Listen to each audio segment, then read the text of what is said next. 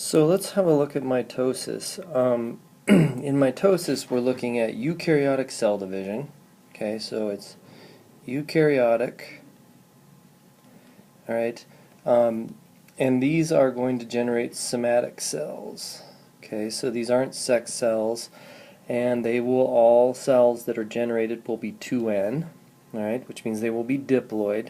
So we think of N equals the number of different chromosomes.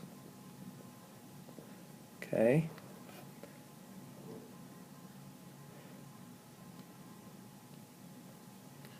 Then 2N means that you have both parental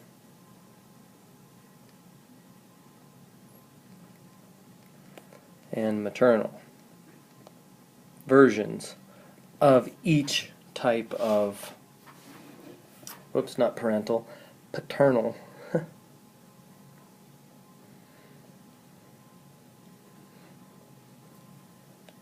Okay, so you have paternal, right? So you have one set that is related to your father and one that is related to the mother. Okay, so mitosis is how we make things like, everything from muscle cells to skin cells, right? Just not the sperm and the egg. All right, so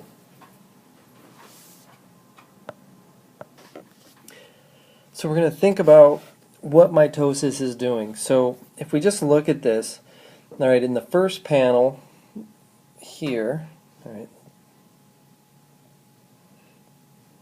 right, so if this is 1, and this is 2, and this is our third panel. In the first panel, what we have is we have one chromosome, so N equals 1. Okay? So this is extremely, very simple system here. Each chromosome consists of a double-stranded DNA molecule, and that's what we're being shown over here. So what's going to happen is we are going to take this one chromosome, all right, and we are going to replicate it, and so that will give us 2 sister chromatids.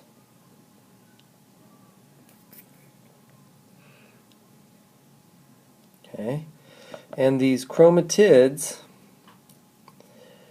are copies of each other, right? They're identical copies of each other, but we also consider these two as one chromosome. All right, and we want to be clear on that. That is that when the sister chromatids are attached together, all right, they compose one chromosome.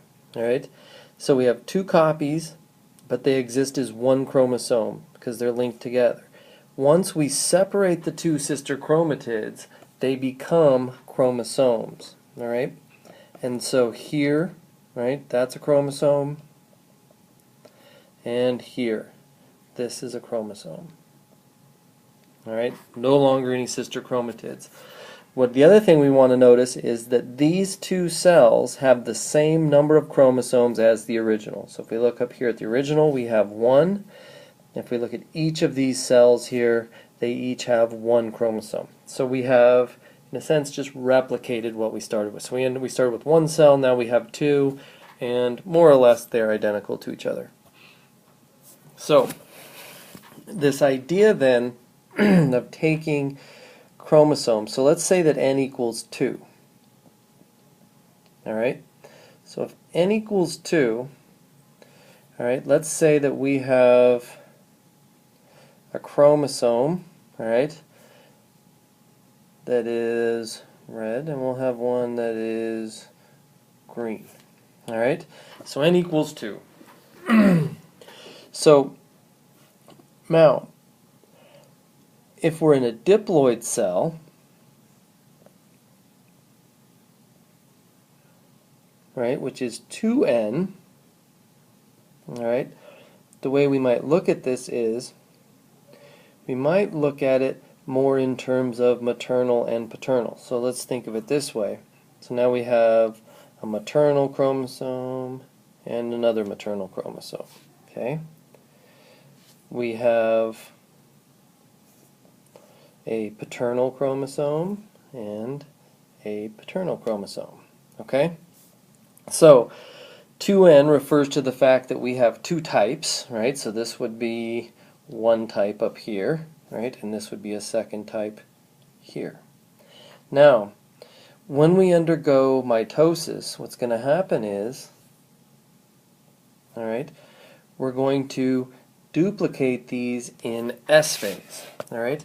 So now what's going to happen is we're going to have, when we get to prophase, right, we're going to have two of these straight ones from the maternal, right, as sister chromatids, right? They're linked together, so we have one chromosome, two chromatids, and here as well we have two chromatids linked into one chromosome, right? Now we also have to do this for the male, all right, for the paternal chromosome. So again, this straight chromosome now is made of two chromatids, all right, and our squiggly chromosome is also made of two chromatids, all right. This cell is still 2n, all right, and our total number of chromosomes is 4, okay? All right, so I'm going to wipe this away. Well, actually, I just want to wipe, let's get rid of this.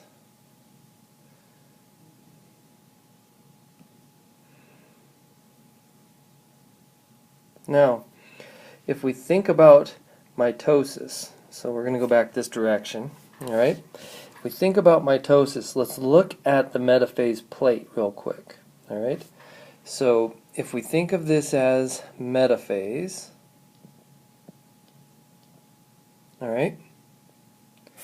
So if we think of this as metaphase, we will have, and I'm going to shrink these a little, so this would be my male, my paternal straight chromosome.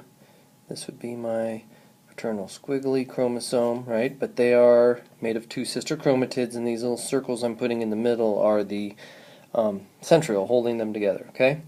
The, or centromere, sorry, holding them together. Alright, so now we need the maternal chromosomes, okay? So we'll put those two chromatids here, right? That's one chromosome. And we have our two squiggly ones. Okay, so now in metaphase, we notice they line up in a single file line. All right. Now, what's going to happen, or has actually already happened, right, is that we have spindles, right, that are attached to the kinetochores of these, right, that are coming out this way. And the same thing on this side, okay, like so. And we're going to move, right, in this direction. So we're going to move this sister chromatid in this direction, this sister chromatid on the right side in this direction, okay? So if we switch then, right, all right, now, so if that's my metaphase, okay, what we're going to do is we're going to switch to anaphase, okay? So, anaphase, all right, and anaphase is going to take up a little bit of room, so I'm going to get rid of some of my spindle apparatus here, okay? Now, we're going in this way. So, if we think about it, once again, we have, all right, so we have a straight and a straight, right? A squiggle paternal, and we have straight maternal, squiggly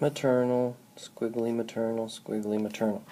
Now, in this example, since this is anaphase, right, we're doing this with our spindle apparatus, right? We're pulled these things apart. We no longer have chromosomes, but we have chromatids. And so what we want to think about then is that if this becomes a cell, right, and this becomes a cell or a nucleus on the other side, so we have two of these, this thing is 2n equals 4 chromosomes, n equals 2. All right, which is exactly where we started. All right, so that's how this is going to work. And so let's jump forward and actually look at the examples from your text. All right, so this is G2, an interphase. All right, then we're going to go to prophase. Then we will go to prometaphase.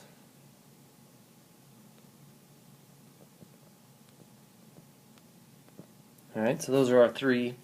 So what we want to notice here is that the DNA has been duplicated, so it's been replicated, all right, but it exists as chromatin, okay, and it's duplicated. All right. Now, the other thing we want to see is that we have two centrosomes with centriole pairs, all right, and so we have two copies of everything, and of course we have a nuclear membrane intact, right? So that's my nuclear membrane. Okay. Now, in prophase, we can start to see the spindle, right? So the mitotic spindle, and that's these gold lines here.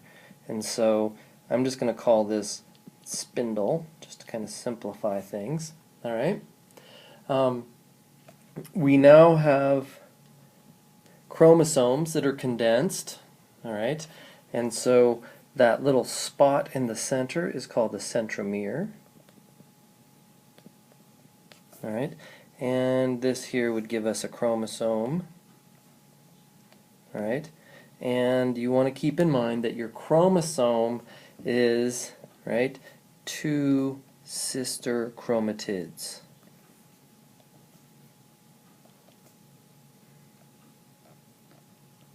All right, so it's two sister chromatids.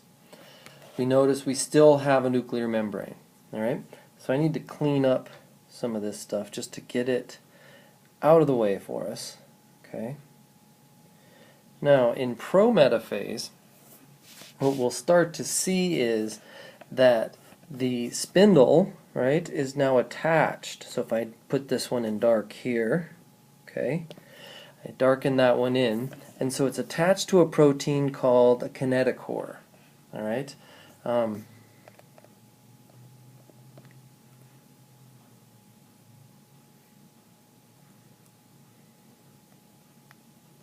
right, and it's attached to each sister chromatid.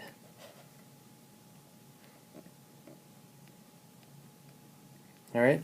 The other thing we want to notice is you'll notice the nuclear membrane is gone, and these chromosomes now, rather than being completely disorganized as they were in prophase, are starting to move towards the metaphase plate. All right.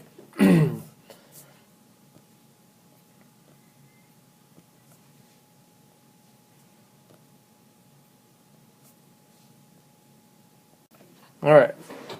So if we have phases, metaphase, right? So we have metaphase, anaphase, and telophase, right?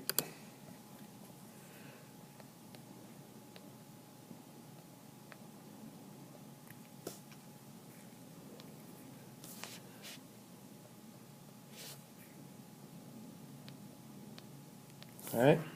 So what we'll notice is that all of our chromosomes are lined up in a single file line at the metaphase plate. All right.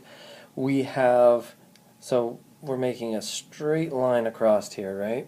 And so they're all in a single file line across the metaphase plate, and we have a spindle attached to each of our two chromatids that make up a chromosome. So if we think about a maternal chromosome there, it would look like this, all right, it being consisting of two sister chromatids, all right, and we would have a spindle attached going this way and a spindle attached going this way, all right, and so what we're going to do is we're going to pull those two sister chromatids apart, all right, and that will occur in anaphase, all right.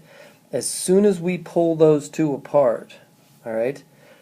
As soon as we pull those chromosomes apart from, we pull those two sister chromatids apart, as soon as they're apart, we call them daughter chromosomes.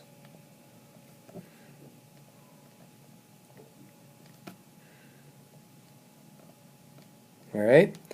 So the daughter chromosomes now are being pulled into the opposite ends of our cell so that we can undergo cytokinesis and divide it. All right? What this does is it preserves the chromosome count in the original cell, all right, which was 6. And we'll see we've got 1, 2, 3, 4, 5, 6 heading into the top cell, and we have 1, 2, 3, 4, 5, 6 heading into the bottom cell. Okay. Now, each chromosome is really just one chromatid, or we don't even call them that at this point. Now, when we hit telophase, we'll see that the nuclear envelope, right there, indicated by the arrow, is forming back. We have the cleavage furrow, all right, and so furrow, all right, is there, and so it's the cleavage furrow, and that's going to actually divide this thing in two. And each cell has a full complement of chromosomes, all right, and that is mitosis. It gives you the full complement. So the key thing in understanding the difference between this and mitosis and meiosis, is you really want to look right here at the metaphase plate and how those chromosomes line up, right? That's really going to be a big part of your answer to this.